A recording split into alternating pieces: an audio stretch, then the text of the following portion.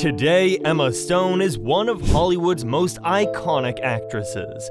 In 2017, she was the highest paid actress in the world, earning $26 million that year. But her rise to the top wasn't easy. She worked tirelessly to turn her dreams into reality.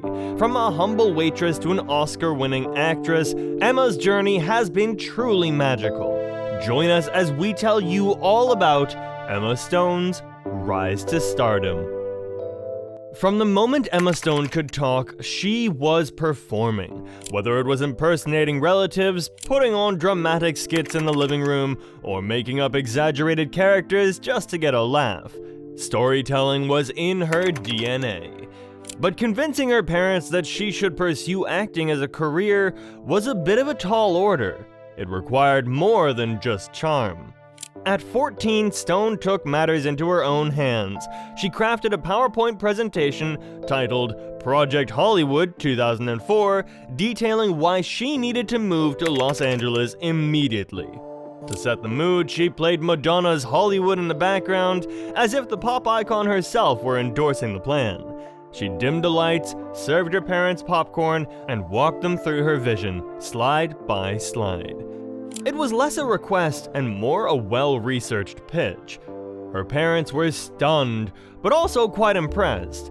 The sheer determination of their daughter was undeniable, and a few months later, in January 2004, Emma and her mother packed their bags and moved to Los Angeles.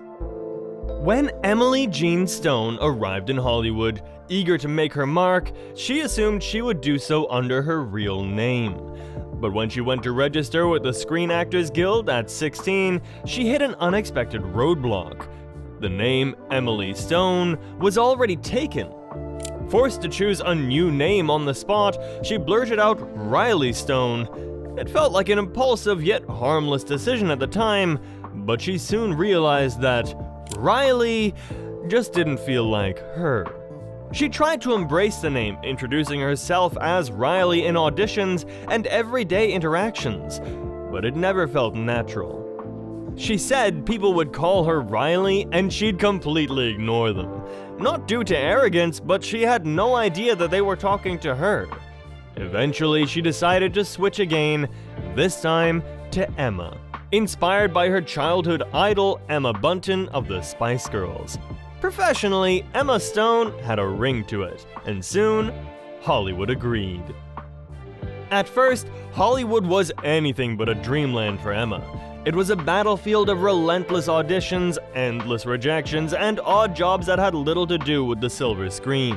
Determined to make a name for herself, she tried out for nearly every role she could find, including multiple Disney Channel projects.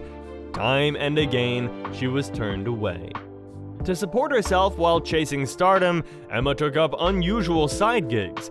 She worked at a dog bakery, crafting gourmet treats for pampered pets, and later found herself waiting tables, a job she quickly realized she wasn't cut out for. She admitted she was more invested in eavesdropping on customers than actually writing down their orders. She once recalled an incident when a customer reduced her to tears after berating her over a minor mistake. Instead of quitting, she used moments like these to fuel her performances, tapping into these emotions of rejection and perseverance. Her persistence finally paid off in 2007 when she auditioned for Superbad. The filmmakers loved her, but there was one problem. Her voice was too high. In a quick pivot, she adjusted her tone, lowered her voice, and nailed the comic rhythm they were looking for. The role of Jules became her breakthrough. Following Superbad, she built momentum with roles in The Rocker and The House Bunny, both released in 2008. But it was her starring turn in Easy A that cemented her status as Hollywood's next big thing. The role of Olive Pendergast, a sharp-witted high school student embroiled in a rumor-fueled scandal, won over the audience. The film was a hit, and Emma earned a Golden Globe nomination. Her rise continued with Crazy Stupid Love, in which she shared an effortlessly charming dynamic with Ryan Gosling. The now iconic "It's like you're photoshopped" line became one of the film's most memorable moments.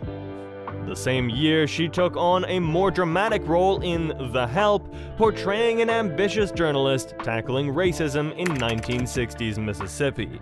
The role carried weight, and she later admitted to feeling overwhelmed by the responsibility of doing it justice. Emma demonstrated her range by stepping into the blockbuster realm with The Amazing Spider-Man and its sequel, in which she played Gwen Stacy. Her on-screen chemistry with Andrew Garfield translated into a real-life romance, making them one of Hollywood's most beloved couples at the time. In 2014, she made her Broadway debut in Cabaret, a challenge that nearly unraveled her nerves. Before her first performance, she was so overwhelmed with stage fright that she suffered a near meltdown. Yet, once she stepped onto the stage, she was unstoppable, delivering a performance that earned glowing reviews. That same year, she starred in Birdman, playing the acerbic, troubled daughter of Michael Keaton's character. A crucial monologue in the film, shot in a single, uninterrupted take, earned her an Academy Award nomination for Best Supporting Actress. Her ability to hold her own in a film filled with seasoned veterans solidified her reputation as a serious actress. Emma's career-defining moment arrived in 2016 with La La Land. Playing Mia, a struggling actress enduring humiliating auditions, Stone tapped into her own experiences of rejection in Hollywood. She recalled one particularly demeaning audition where she had to sing and dance in front of a casting director who barely looked up from their phone. One of the film's most powerful moments came in Mia's audition scene, where she sings "The Fools Who Dream" in an audition, a song about unbreakable ambition and the sacrifices made for art. Stone performed the scene live, her voice wavering with emotion, tears brimming in her eyes. It was breathtaking, not just for audiences, but for critics as well. That moment alone became one of the defining images of La La Land. When the night of the Academy Awards arrived, Stone sat in anxious anticipation. As her name was called for Best Actress, she was overcome with emotion, clutching her Oscar as she delivered a heartfelt speech. "To the girls out there who dream, this is for you," she said, acknowledging the journey from being a hopeful teenager in Arizona to standing on Hollywood's biggest stage. It was more than an award, it was a validation of years of struggle, self-doubt, and perseverance. It may be difficult to guess seeing Emma's charismatic personality on screen, but since her childhood, she's been dealing with crippling anxiety and panic attacks. Her struggles began at just 7 years old when she experienced her first panic attack, convinced her house was burning down. It was an overwhelming sense of dread that she couldn't explain. These episodes became frequent, disrupting her social life and making even the most ordinary days feel unpredictable. In an effort to manage her anxiety, Emma turned to therapy, but what truly transformed her was theater. Acting became her escape, a way to channel emotions that often felt too big to contain. Performing in local productions helped her step outside of herself, giving her mind something to focus on beyond the constant loop of worry. In an interview, she said that improv was the greatest thing that ever happened to her. It made her fully live in the moment. Today, Emma has learned to accept the waves of anxiety rather than fight them. Now she openly speaks about mental health, hoping her story helps others feel less alone. Winning an Oscar often marks the peak of an actor's career, but for Emma Stone, it was just the beginning of a new, more daring chapter. Instead of playing it safe with formulaic prestige projects, she sought out roles that would challenge her versatility. In 2017, she took on the role of tennis icon Billie Jean King in Battle of the Sexes, completely transforming herself physically and mentally. She trained rigorously for months, altering her posture, movement, and even voice to embody King's mannerisms. Then came The Favorite in 2018, a biting historical drama where she played Abigail Masham, a cunning and ambitious courtier, opposite Olivia Colman and Rachel Weisz. Emma had to master a British accent for the first time and immerse herself in the darkly comedic, twisted world of Queen Anne's court. The performance earned her another Academy Award nomination, proving that she was more than just a charming leading lady. She was a force to be reckoned with. But perhaps her boldest post-Oscar role came in 2021 when she took on the iconic Disney villain in Cruella. Emma fully embraced the character's punk rock aesthetic, donning extravagant costumes and delivering a performance that balanced mischief with vulnerability. The film was a box office hit, earning her widespread acclaim and even spawning talks of a sequel.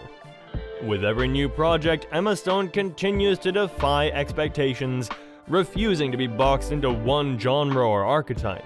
Over time, Emma has proven her Oscar win wasn't the end of her journey, it was just another milestone in a career still on the rise. In recent years, Emma Stone has embraced a fulfilling personal life alongside her thriving career. In 2020, she married Dave McCary, a writer and director known for his work on Saturday Night Live. The couple welcomed their daughter, Louise Jean, in 2021, marking a joyous new chapter for Stone. Balancing motherhood with her professional pursuits, she has continued to captivate audiences with diverse roles. With more projects on the horizon, including collaborations with visionary directors like Yorgos Lanthimos, Emma's career continues to soar high. Whether she's leading a musical, tackling historical drama, or diving into quirky, offbeat roles, she consistently proves that talent, perseverance, and a bit of self-deprecating humor can take you all the way to the top.